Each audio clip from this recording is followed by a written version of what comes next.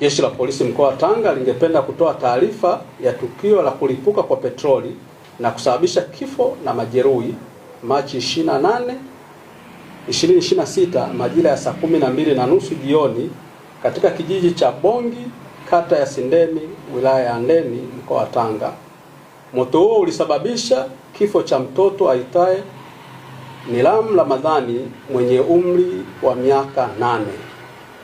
Waliojeruhiwa na wanaendelea na matibabu hospitalini ni Mutaza Abdalla, Latifa Michael na Shafi Abdalla.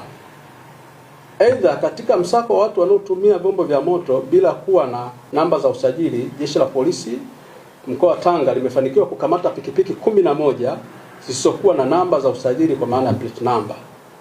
Uchunguzi unaendelea ili kubaini uhalali wa pikipiki hizo na sababu za kutokuwa na namba za usajili, ili hatua zingine zifuate kwa mujibu wa ushahidi utakaopatikana na sheria.